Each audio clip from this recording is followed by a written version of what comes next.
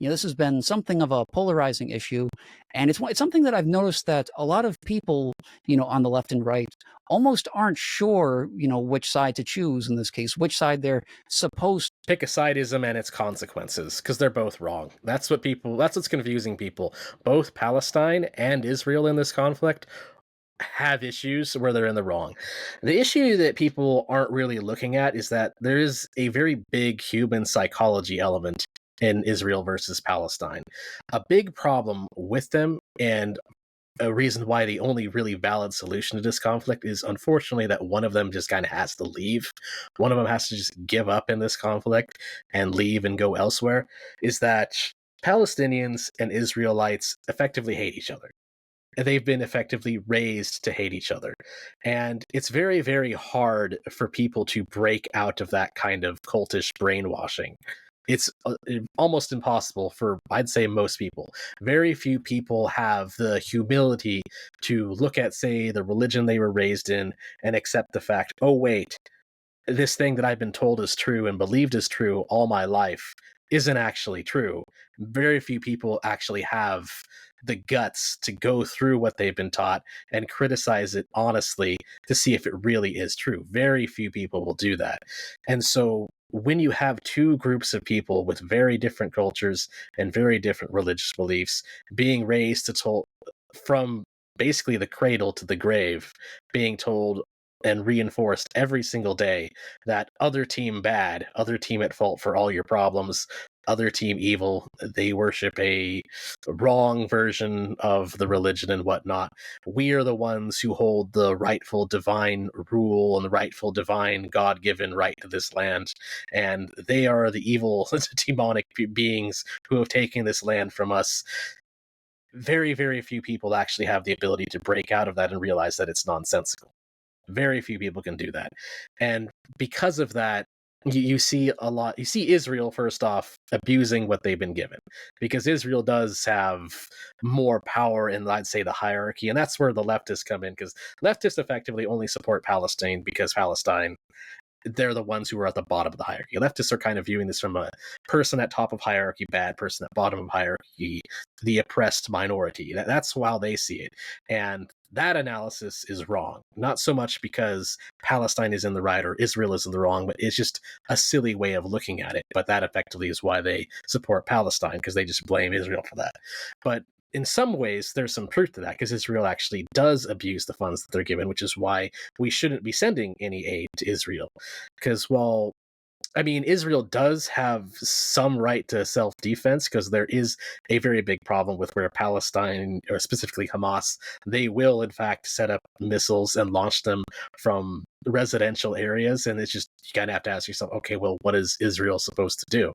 Because if they attack back, there's going to be casualties there. It sort of, Hamas gives them no choice. And that's actually an intention of Hamas. And that's why the leftists are wrong, because Hamas is insane. That's one thing you do have to point out, is Hamas, the strategy of Hamas is to do things in an attempt to almost force Israel to do something in response that makes them look bad.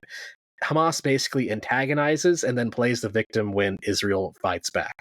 That's effectively Hamas's strategy, is to make themselves look like the victims and to make Israel look bad, because they know they don't actually have the power to win in that fight. So they just do incredibly deranged things like, say, the kidnapping, because they know that that's going to invoke a response from Israel.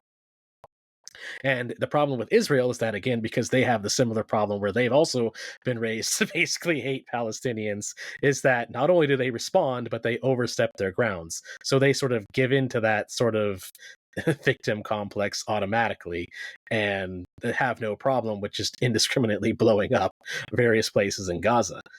And what we libertarians should do, the correct response really just kind of comes into what Hans Hermann Hoppe and other libertarians have said, is that we should just be calling for peace on both sides, and we should be accepting the fact that neither one of them is actually right. They're both wrong. We should be sending zero aid to Israel and zero aid to Palestine. And that pisses off both Republicans and Democrats and the far left, that libertarians will do that we will take the position that we shouldn't be sending money to either of them because both of them are bad. yeah, both sides bad. That's why pick a sidism is a cancerous way to look at things. You shouldn't have to pick a side between Israel and Palestine because they both do things that are wrong. And there was an interesting interview. I'm sorry, it wasn't an interview. It was a letter to Walter Block from Hans Hermann Hoppe, where Hans Hermann Hoppe basically explained to Walter that Israel doesn't have collective ownership of Israel. They really don't. There's this weird collective ownership of the land based on 1,000 years ago. And in order for you to actually claim property rights to land from 1,000 years ago, you need to have a huge paper trail from previous owner to previous owner, previous owner, previous owner, previous owner, proving that you actually own that plot of land. And well, Israel just doesn't have that. And most Palestinians don't have that either. Maybe a few of them might have that to very specific small parts, but really neither side has that. They just don't. And so what we should be doing is just calling for peace and really pushing the idea that one of them should leave, even though I know that neither of them are going to, unfortunately. But that's the only way I see this conflict ending, is that, for instance, if other Arab states were to actually open up their borders to Palestinians and let them just leave, that would probably be the most peaceful resolution of the conflict. The left support of Palestine is, certainly built on incorrect reasoning. I mean, I do think I'm probably a bit more sympathetic towards the Palestinian predicament, but basically my problem with the left is that they should be supporting if they're going to support the Palestinians, they should do that out of a consistent adherence to the NAP. But the left is, supporting them because they are, as you're saying, pretty much the little guy here, in that they're the less culturally and less technologically advanced society. I mean, if we follow private property consistently, though, I would also say that, Israel, like you're also saying, has very much overstepped their bounds in terms of their retribution for what happened on October 7th of last year.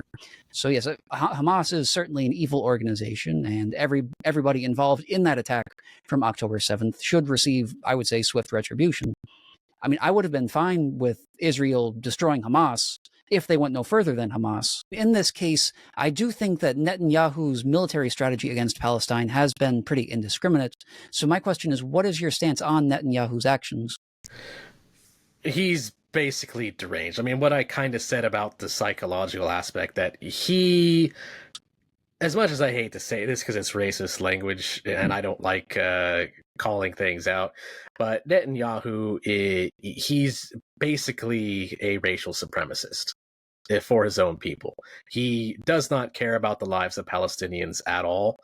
I mean, he is in the right to do something because Israel's being attacked by Hamas, but he's one of those people who views it as, my ethnicity is worth more than everybody else. He values the fingernail of an Israelite Jew over the life of a Palestinian. And so he just greatly oversteps his bound because he just doesn't care about their lives at all. I do think the main thing we should be focusing on is keeping this response focused squarely on the, on the guilty parties. What this ties into exactly what you're saying, and that, both parties are ultimately wrong. And that's where actually I can see where you're going with this. That's actually where the beauty of the libertarian solution kind of comes into. By no longer sending Israel effectively a blank check, by no longer giving Tel Aviv a blank check of American taxpayer money, that would effectively force Netanyahu and force Israel to actually think about their finances upon what they're doing and actually make better decisions. Because when you give an aggressive agency, a state, basically a violent gang, as Hans Hermann Hoppe calls them, when you give them an unlimited blank check, they're just going to do whatever the heck they want. And when you have someone who, again, is a racial supremacist in charge of what's going on, it's not going to be good.